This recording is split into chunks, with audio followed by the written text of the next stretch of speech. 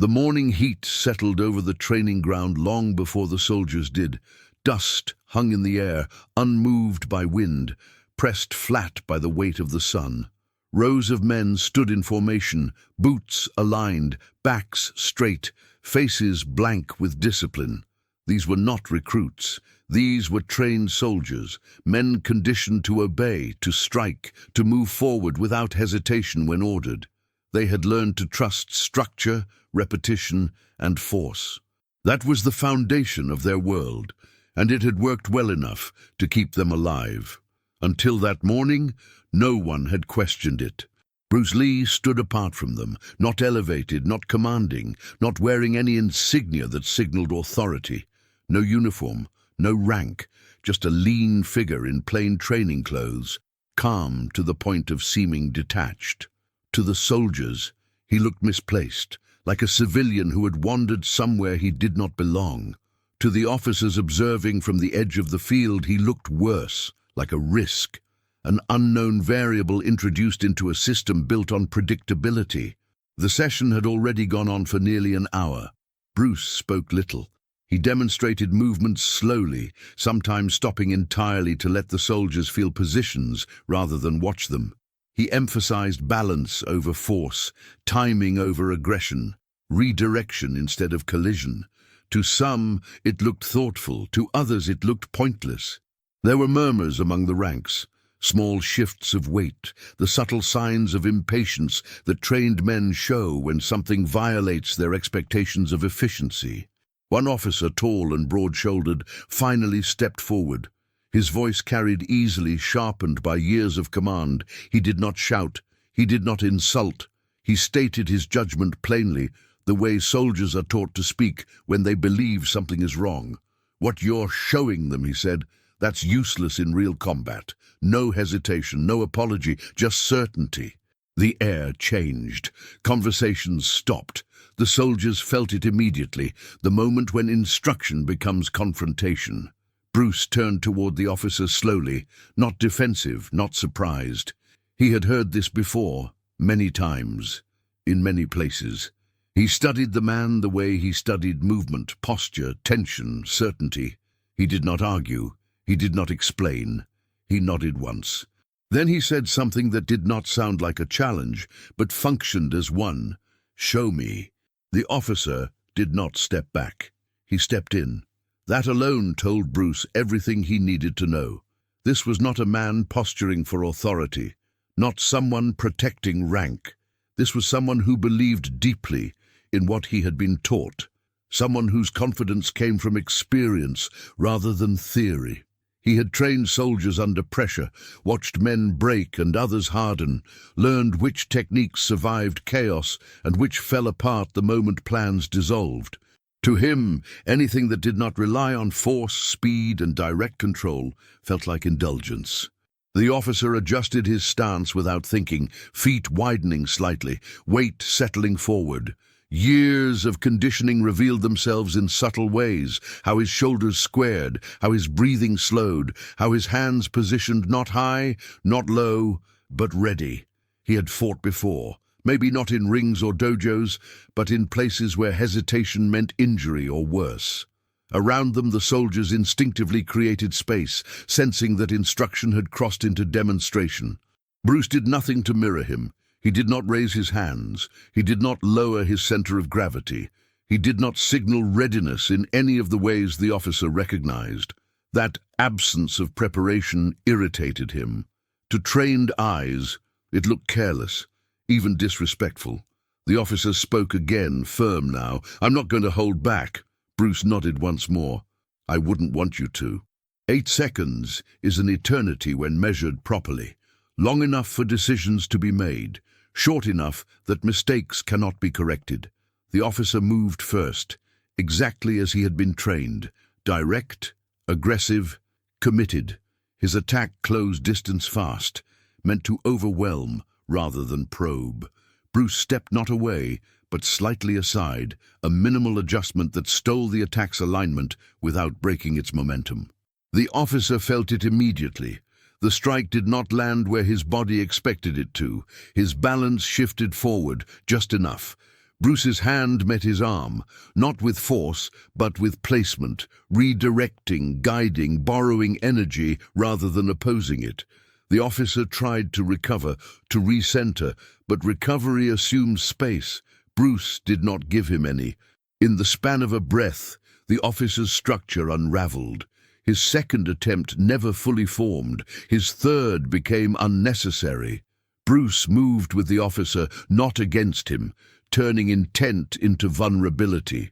By the time the soldiers understood what they were seeing, the officer was no longer standing in front of Bruce. He was being guided downward, controlled, off balance, aware too late that nothing he had committed to could be taken back. And then it was over. 8 seconds from initiation to resolution. No strikes thrown with intent to injure, no display of dominance, just complete control. The officer hit the ground without violence, without impact that demanded attention, and that was precisely what unsettled everyone watching. There was no dramatic throw, no explosive collision, no visible moment where strength asserted itself. 1 second, the officer was advancing with confidence. The next, he was controlled, pinned by positioning rather than force, his movement neutralized before it could fully express itself. Bruce released him immediately, stepping back, hands open, posture relaxed, as if nothing of consequence had occurred. Silence took over the training ground. Soldiers are trained to recognize efficiency, and what they had just seen did not fit any framework they knew. There was no struggle to analyze, no exchange to replay mentally. The encounter had been too clean, too economical. The officer sat up slowly, brushing dust from his uniform, his expression not angry but confused, the kind of confusion that comes when something trusted fails without explanation.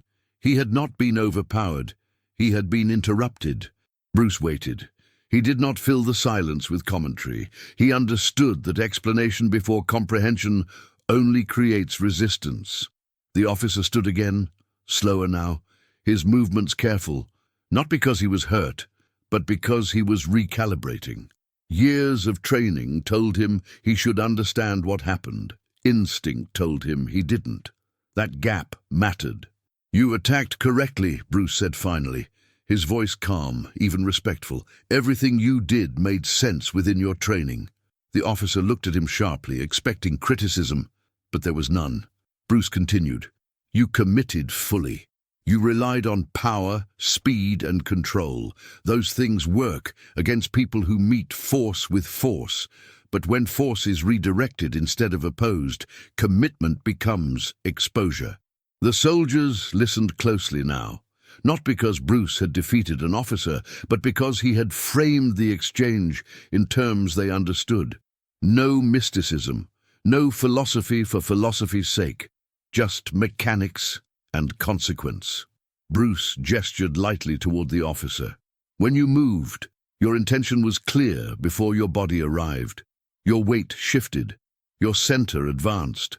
Your nervous system had already decided before your strike appeared. I responded to that decision, not the strike itself." The officer nodded slowly. He was not being shamed, he was being taught, and that distinction mattered.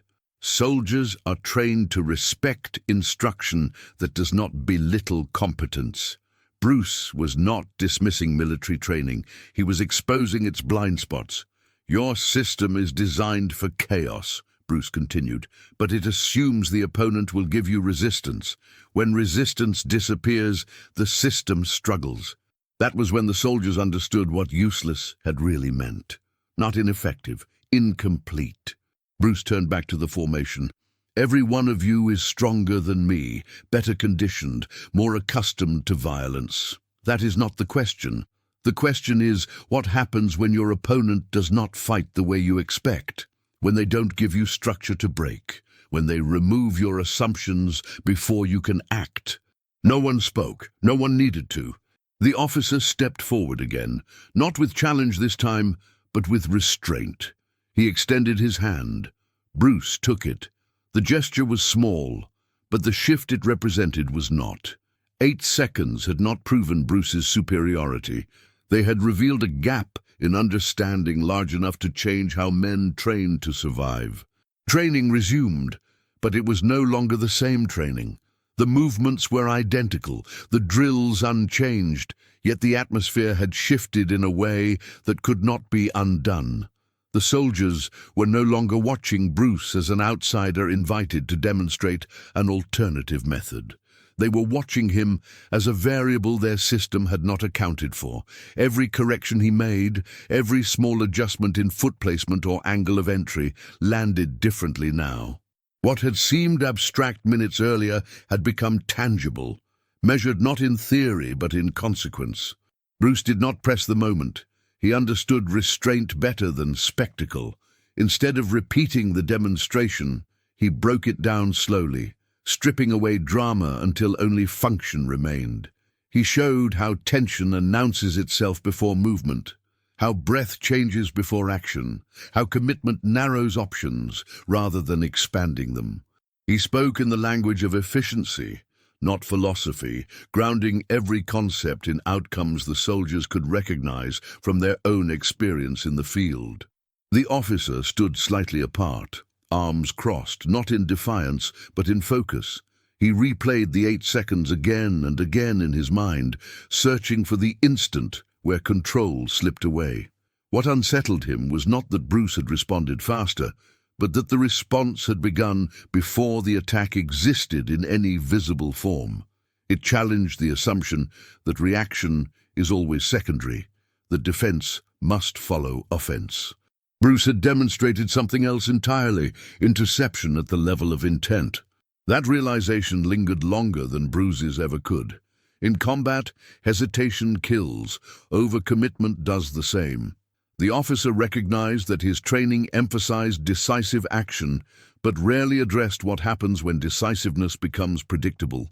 Bruce had not defeated him by being stronger or faster, but by existing outside the rhythm he had been trained to read. That was the danger, not weakness, but unfamiliarity. Before Bruce left, the officer approached him once more.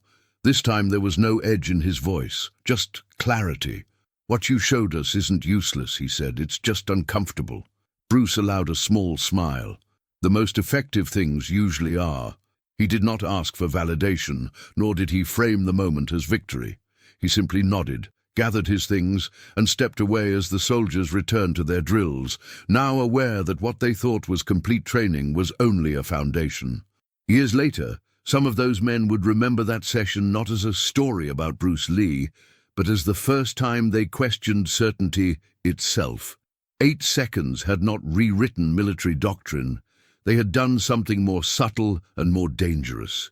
They had introduced doubt where confidence once lived unquestioned, and in environments where survival depends on adaptation, doubt can be the beginning of evolution. The story did not spread the way legends usually do. There were no official reports, no after-action summaries, no records filed. What remained lived quietly in memory, passed between men who understood discretion.